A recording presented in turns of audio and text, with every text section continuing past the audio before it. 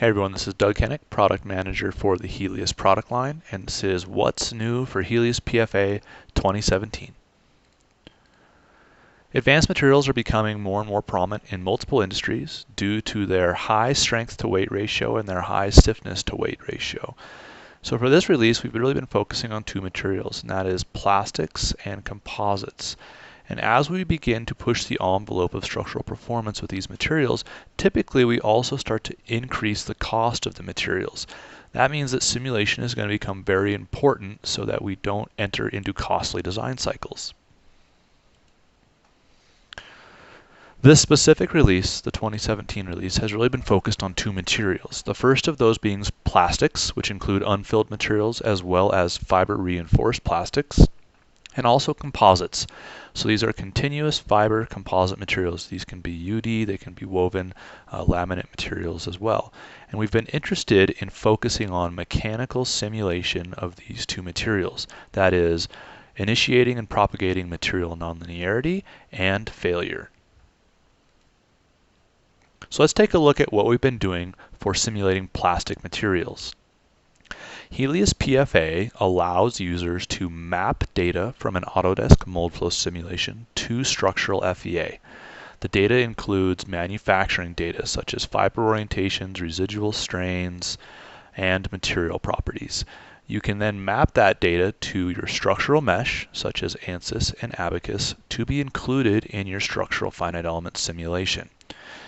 Autodesk Helius PFA uses the data mapped from Moldflow in the structural simulation to predict and propagate material nonlinearity at the fiber and matrix level. This is definitely a multi-scale solution. This allows users to include the anisotropic nonlinear response of the material in the structural model and accurately represent the material at the microscale level. It also allows users to predict and propagate rupture of the material in nonlinear mechanical loading so that we can understand what happens if the part does fail. So the first piece of functionality that we added for Helius PFA 2017 is structural assembly support. In previous versions of Helius, users were only allowed to map data from Moldflow to a structural mesh for one component in an assembly. We have now changed that and allowed users to map data for multiple components in an assembly within Helius PFA. For example, this pedal model has an arm and a base, and they are connected together with contact in a structural assembly. Now in Helius PFA, users can map data for the base and the pedal separately from different Moldflow studies and include that manufacturing data in the structural simulation. We have also added some functionality to include compressive material responses. So whenever we have multiple components in contact within a structural assembly, that typically means that one or more of the components is going to be in compression. For example, on the screen, the pedal has a toe lift load on it, which means that the areas in red would be tension and the areas in blue would be compression. When a material goes into compression, though, we typically don't see a large failure rupture or rupture event in which the load carrying capability of the material reduces instantaneously like we do in tension. Really what we see is the material begins to lose load carrying capability, as we're seeing in the fourth quadrant on the plot. And once it loses load carrying capability, it continues to plasticize at some reduced load level. This means that we have to capture this response accurately because we need to ensure that we're capturing the energy absorbed by the material. So in 2017, we have added the capability to differentiate between tension and compression within Helius PFA. If users do not have compressive data, we will assume a compressive response so that we can more accurately represent that material and we do not instantly rupture the material during the simulation.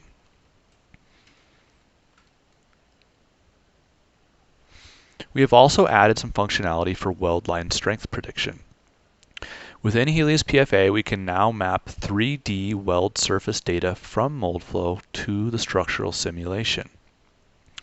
Typically, users like to map weld lines, which is shown on the right-hand side of the screen. Now, Moldflow does output weld line locations, but these are more for aesthetic purposes.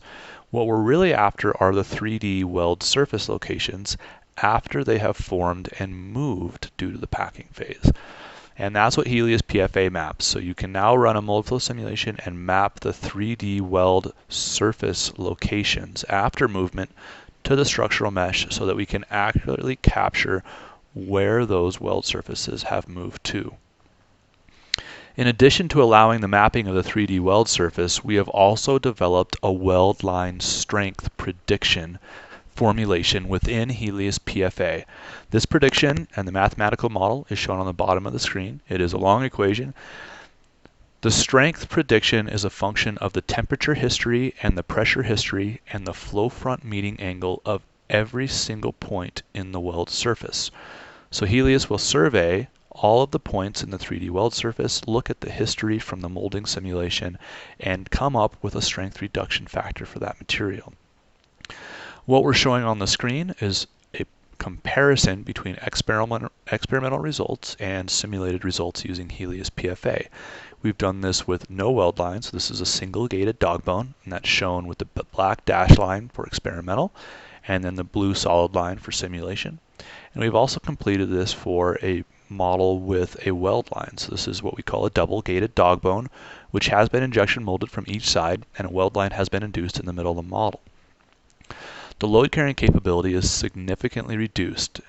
First, because this is a fiber reinforced material, which means that the fibers are not crossing that weld line boundary. They are typically randomly aligned or aligned with the surface, perpendicular to that surface, or parallel to that surface. And then also because we don't have mixing of the polymers, so we also have some additional strength reduction due to the temperature and pressure history, as well as the flow front meeting angle. So you can see the simulated response using Helius PFA matches that of the experimental very well. And also when we're showing the failure mode, which is shown on the right-hand side of the screen, comparing Helius to experimental, we're doing a great job there as well. Now this does require input data for us to be able to calibrate these strengths. If you do not have the input data, we can always just assume a constant strength reduction for the model. But if you do use this model, we do have a varying strength reduction across the model, and Autodesk is going to be able to test those capabilities and coefficients for you as well. As far as productivity is concerned for the plastics workflow within Helius PFA, we are significantly expanding our materials database and also including nonlinear mechanical testing for unfilled and fiber reinforced materials. So now Autodesk can test your materials and we can include them in the mold flow database.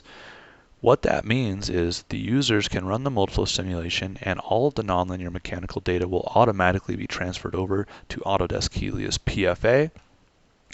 The users do not need to enter additional nonlinear mechanical data as it will already be present in the mold flow materials database. So we believe that everything hinges on accurate material data. We are able to test the nonlinear mechanical data for our users and include it in the database, and we will be continually striving to populate the database with more nonlinear mechanical data so users do not have to keep entering it. It will just automatically flow between our products. We have also added some capability for confidential material data, and this has been a request for quite some time in the mold flow world, and this is very important when we're talking about nonlinear stress strain data. So now users can use the mold flow data classifier and they can suppress confidential data such as stress strain curves and also Ramberg-Osgood parameters, which are used by Helius PFA for nonlinear mechanical simulation.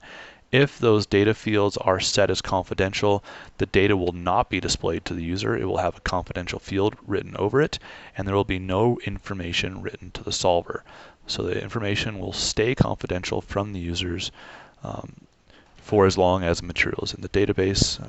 Material suppliers can perform this action on their own and provide the databases to the user, or they can provide the databases to the team for inclusion in the database.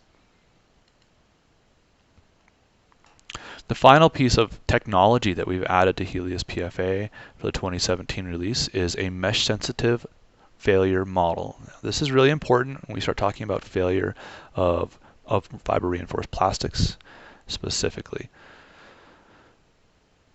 So, on the screen is a biaxial coupon. This is a fiber-reinforced plastic, and we pull on the tabs in different directions. Now, next to that coupon, we're looking at the through thickness direction where we have the axis labeled Z. And what we're interested in determining is the dependence of the ultimate strength of the coupon with the number of elements through the thickness of Z, or through that axis Z. And we've actually plotted this dependence on the bottom of the screen, where we have the strength of the coupon as a function of the elements through the thickness. So we plotted these two together. You can see that in fiscal year 16 or FY16 release, we had a large dependence on the number of elements through the thickness, and we'll describe why this is on the right hand side of the screen. So if you look at the A11 component of a fiber reinforced plastic orientation tensor, it varies with the green line shown on the right hand side of the screen through thickness. If we have one element through the thickness, you can see if we had one integration point in that element, we would be capturing the very middle, or the dip in the curve for A11, and we would have a low strength because we would have a lower alignment. But if we increased the number of elements through the thickness to 2, we would now capture the response near the edges of the dip, and we would have an increase in strength. Similarly for 4, we would now have an increase in strength as well, and eventually we would be able to increase the number of elements through the thickness enough so that we would level off, and you can see that is a number of elements through the thickness of 12 and more. We have converged on a solution. Most users do not want to run 12 elements through the thickness for a structural model. That is quite a lot of elements, and your model size begins to grow exponentially.